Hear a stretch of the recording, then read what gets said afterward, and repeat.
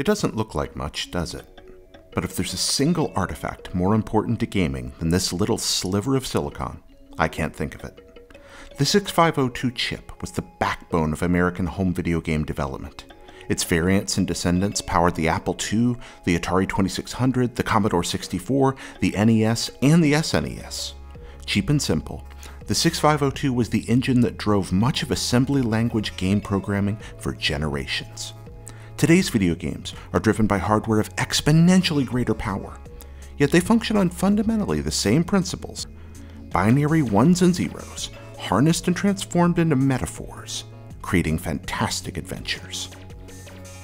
It's stunning how close we are to the dawn of video games.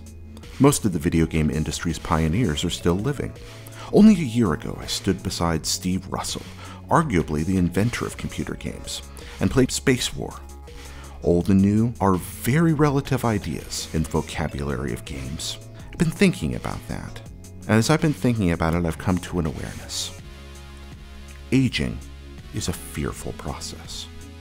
A few months ago, I went home to the place I grew up, a place where the mountains and the woods and the buildings were old even when I was young.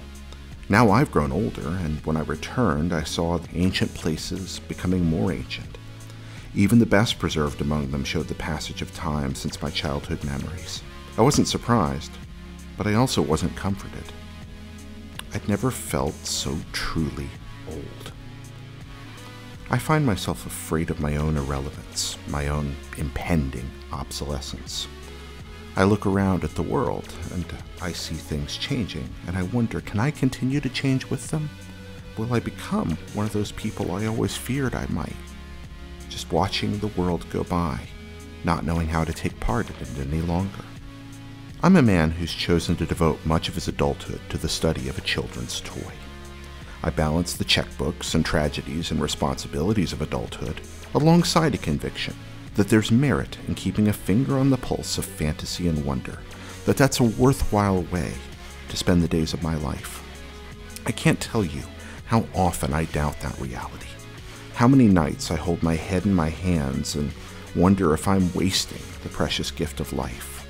Am I growing, or am I simply growing older? Life wears you down. It's the nature of almost all things to erode, to be worn by forces beyond our control. It's Thanksgiving time, and I am thankful, but I'm also sad. I think there's something that's happened to me in a world of ones and zeros, of binary ideas, that's made it hard to accept that thanks and tears can both be a part of the same moment, the same day, the same lifetime. Video games tell us a lot about life, but one place they sometimes fail us is this: life isn't binary. Every new day is one more day that we've had, but it's also one less day that we will have. And life is often iterative, but it's rarely revolutionary.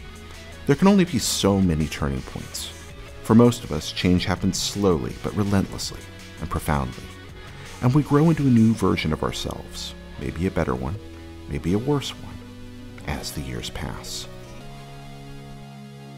Been thinking about that a lot.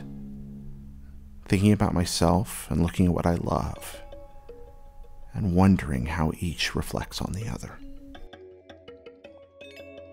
Do you ever think about how weird it is that we refer to storage in a computer as memory? We choose a very human analogy to describe this technology, equating the synthetic function of retrieval with the organic function of remembering. And our memories, I think, end up working a lot like the memory in computer games. When we're young, the images around us are all we know, and they seem bright and sharp, even the primitive ones. Pictures of a world so new we can barely wrap our heads around it all.